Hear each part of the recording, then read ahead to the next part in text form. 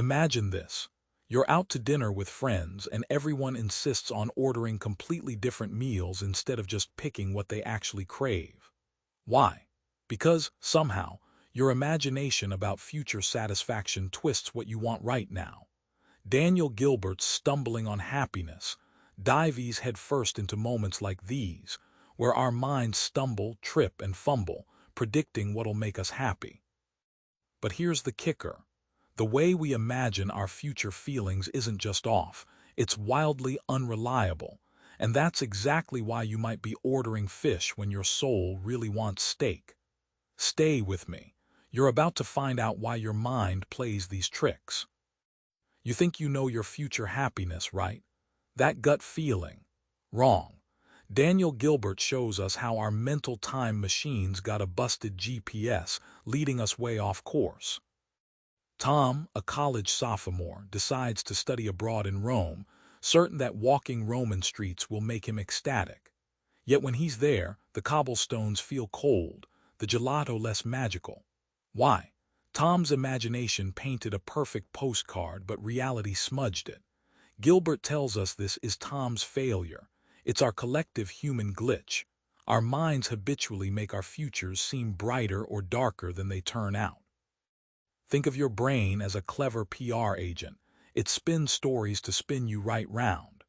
Gilbert calls this the psychological immune system.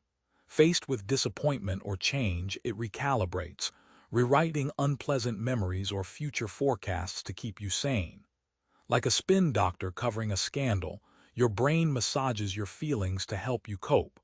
Unfortunately, this spin also clouds your predictions of happiness. The real kicker: because of this mental spin cycle, we routinely misjudge what will actually make us happy. We overestimate how upset we'll be after losing a job and underestimate how much joy a new puppy will bring over time. So our future predictions, flawed, influenced by a brain trying to protect us more than inform us. Here's a real head-scratcher from Gilbert. Lovers forgive cheating faster than leaving dirty dishes in the sink. You're thinking, wait, what? Let's break down what that bizarre truth reveals about us. Researchers asked couples why a partner leaving unwashed dishes hurts more than cheating. Turns out, the slow drip of neglect, like dirty dishes, is a constant reminder in daily life, eroding trust more subtly but persistently. Gilbert points out that daily irritations embed deeper wounds than one-off betrayals, setting up a fascinating puzzle about what actually breaks our hearts.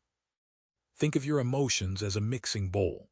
Some feelings like betrayal are like a bright red chili, fiery but quickly digestible.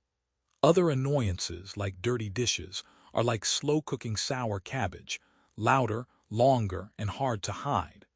Our brain ranks nuisances by how persistent and unavoidable they are rather than their headline drama. The payoff: you realize emotional pain isn't just about catastrophic events but about how much they invade everyday life. So next time you're mad about the sink, remember, your brain measures hurt by frequency, not just severity. Dirty dishes win because they haunt your countertop and your heart far more than once-in-a-blue-moon betrayal. Remember that dinner scene where no one orders what they want. It's not just polite chaos. It's a mirror to our confused imaginations messing with our sense of satisfaction.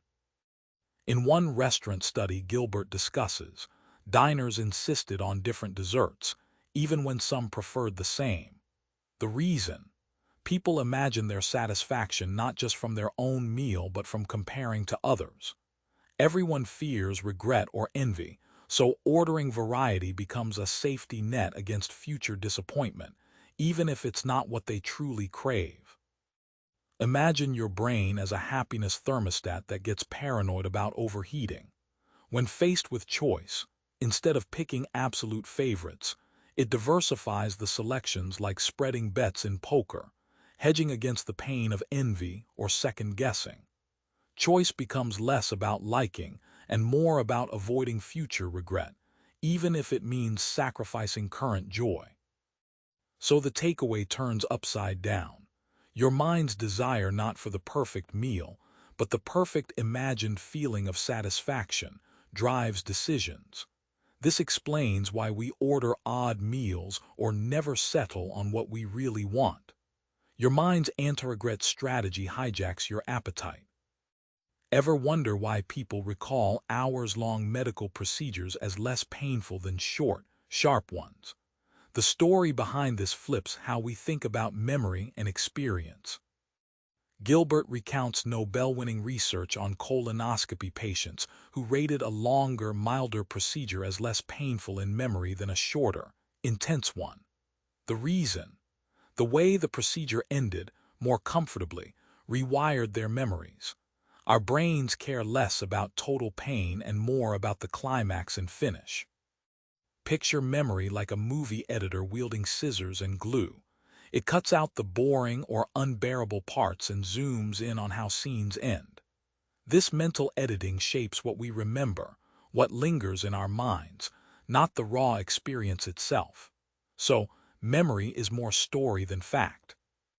The takeaway: understanding memory's scriptwriter tricks lets you design experiences smarter, whether it's easing pain or making moments more memorable. Your future choices will hinge more on how things end than how they unfolded, changing how you evaluate pleasure and pain. Gilbert's stinging insight: you don't really know the person you'll become. Predictions about your future self's preferences, often as reliable as a weather app stuck on sunny in a thunderstorm. Gilbert points out that your brain constructs your future self as a stranger, someone you think you know but don't. When asked to predict future tastes or feelings, you mostly guess based on current self. But change is constant, and your future self might crave totally different things, making your forecasts hopelessly off. Think of your imagination like a foggy mirror showing a blurry figure labeled future you. The gaps are filled by projections of current feelings and desires, but the mirror distorts shifts in personality, experiences, or values. Imagination gives you the outline but misses the colors and fine details that truly define your future self. Here's the big reveal: embracing the unknown of your future self actually opens new doors. Instead of rigid plans or expectations, you gain freedom to adapt, grow, and appreciate surprises.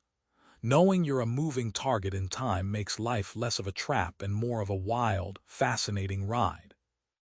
Remember Tom in Rome, imagining perfect joy but finding something else entirely. That scene isn't just a joke on him, it's a mirror for all of us. Your brain's attempts to forecast happiness stumble because of clever, protective quirks that leave you guessing wrong. Next time you make a choice, whether dinner, dreams, or relationships, pause and ask, am I chasing imagined satisfaction or real joy? Try this. For one day, notice where your brain's spin kicks in and gently question those predictions. You might just stumble onto a better way to be happier tomorrow. Subscribe for more book summaries like this one.